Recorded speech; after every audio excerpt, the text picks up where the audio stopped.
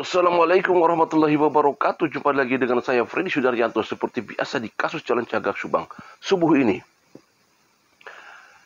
Kalau kita melihat di fakta persidangan, maka kita akan membayangkan ke belakang, di mana fakta persidangan mengatakan bahwa ahli forensik mengatakan bahwa ada noda darah di kaos Pak Yosep,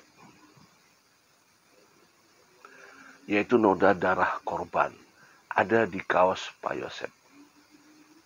Dan itu di awal-awal ya diketemukan.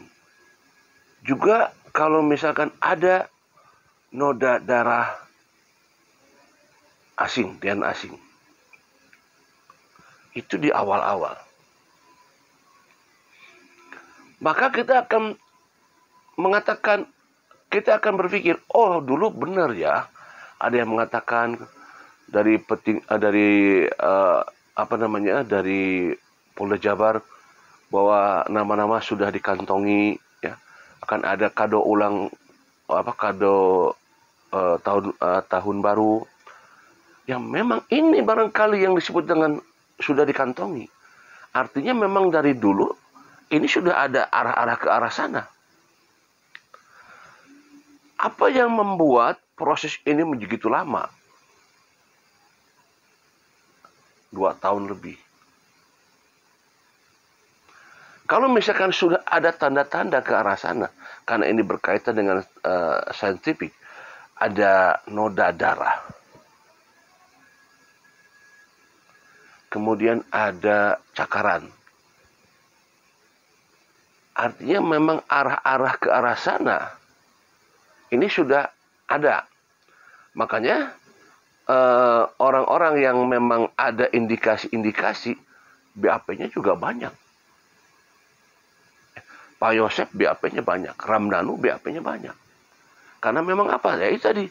Karena di awal-awal sudah ada indikasi-indikasi, termasuk adanya noda darah, adanya cakaran-cakaran, adanya DNA di beberapa puntung rokok ya yang ada di TKP. Cuma ya memang karena dibutuhkan 2 alat bukti, ya, dibutuhkan minimal 2 alat bukti untuk bisa mentersangkakan seseorang seperti itu. Artinya bahwa kalau memang itu dari awal sudah ada, kan dari awal itu. Walaupun kita tidak tahu berapa jarak hasil daripada lapor ya. Lapor itu berapa lama sih? Tapi kan tidak akan bertahun-tahun ya hasil daripada suatu proses itu kan.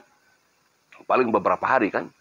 Nah, kalau misalkan sudah ada indikasi ke arah sana, tadi noda darah, DNA dan lain sebagainya, akhirnya terbongkarnya pada saat setelah ada pengakuan Ramdhanu. Artinya proses yang begitu lama,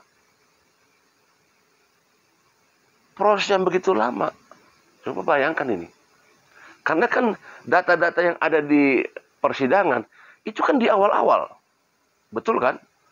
Kapan forensik masuk, berapa hari, kemudian dari Inapis dan lain sebagainya, para ahli masuk ke sana hari ke tanggal 30 ya, kita ketahui karena masuk ke sana, kemudian dites dan lain sebagainya, mengantongi itu tak ada noda darah. Setelah dicek dan sebagainya kan, terjadilah pengakuan saudara Ramdhanu. Maka mulai dari situ sedikit-sedikit terkuak. Dan tidak berapa lama diambillah Pak Yosep, Ibu Mimin, Abi dan Arigi di sana. Setelah adanya penyerahan saudara Ramdhanu. Karena jaraknya tidak terlalu jauh. Penyerahan saudara Ramdhanu ke Polda Jabar dan ditangkapnya Pak Yosep, Ibu Mimin, Abi dan Arigi tidak selang jauh jaraknya. Kalau tidak salah waktu itu hari Senin ya, kalau nggak salah diserahkan saudara Ramdhanu itu hari Senin, ada di vlog saya itu. Kemudian subuhnya kalau tidak salah ya. Ya kalau tidak salah, saya lupa ingat lah. Karena saya ingat waktu itu adalah saya sempat menelepon Pak Yosep saya sempat menelepon Pak Yosep jam 4 kurang. Jam 4 kurang sekian, jam 4 kurang 5 menit saya sempat menelepon Pak Yosep. Halo, Assalamualaikum Pak, uju naon? Sehat Pak? Damang katanya. Alhamdulillah Pak. Beri ngetepan mohon. Mohon atuh ngetepan heula. Jam 4 pas saya telepon. Saya sholat subuh dulu. Saya coba hubungi WA jam 4.15, jam 4.20. 4.20 sudah tidak checklist 1. 4.20, 4.30 checklist 1 sampai selanjutnya checklist terus.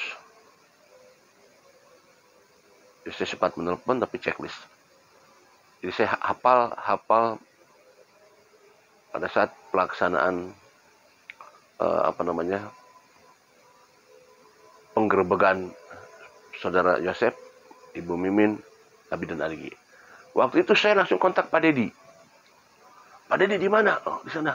Buru ka Cijengkol, buru. Saya bilang gitu ya. Aya naon Pak? Pokoknya buru ka Cijengkol.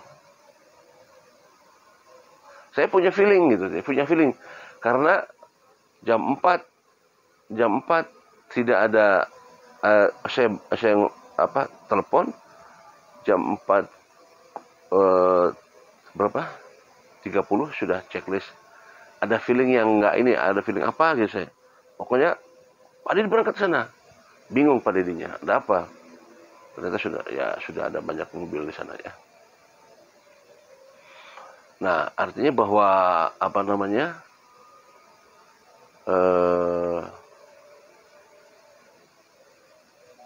kalau kita kembali lagi bercermin atau kembali lagi kepada konteks daripada konteks awal, bahwa sudah ada dari awal, cuman terbukanya kasus ini adalah setelah adanya pengakuan saudara Ramdhanu. Karena apa? Karena ditersangkakanlah 4 orang tersebut di sana setelah Ramdhanu diserahkan ke Polda Jabar. Setelah Ramdhanu diserahkan kepada Polda Jabar, ditangkaplah ke-4 orang ini sebagai tersangka, tetapi kemudian yang bertiga dikembalikan lagi, sedangkan Pak Yosep tetap ditahan.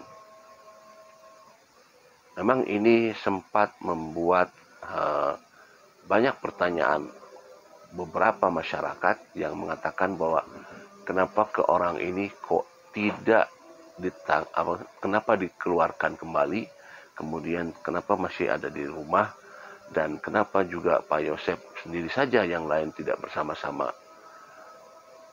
Ini memang menjadi pertanyaan kita semua, yang mungkin sampai sekarang kita belum bisa mendapatkan jawaban yang seperti apa.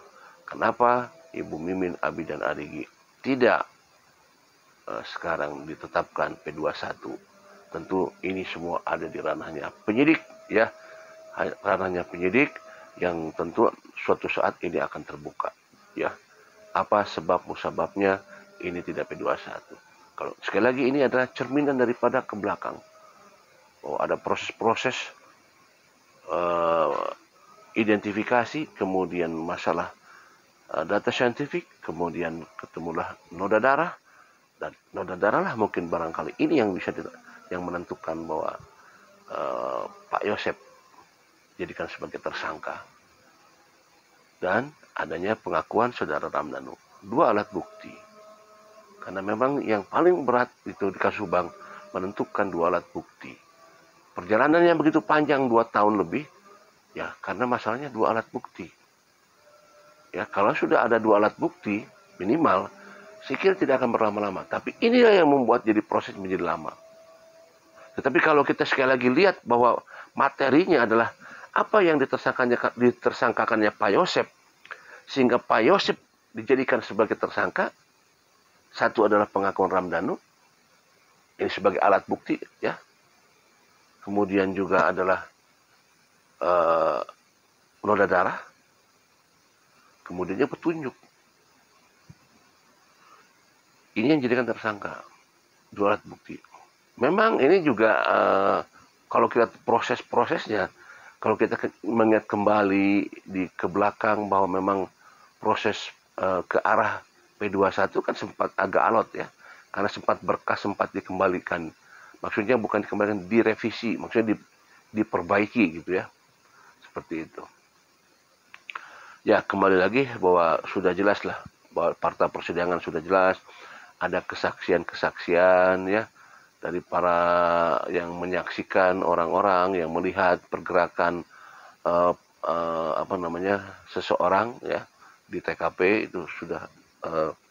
Tetapi sekali lagi kesaksian-kesaksian di persidangan itu tentu itu akan menjadikan penilaian buat hakim yang mulia, di mana nanti pasti bahwa apakah kesaksian-kesaksian itu akan menjadikan menguatkan atau melemahkan seperti itu ya.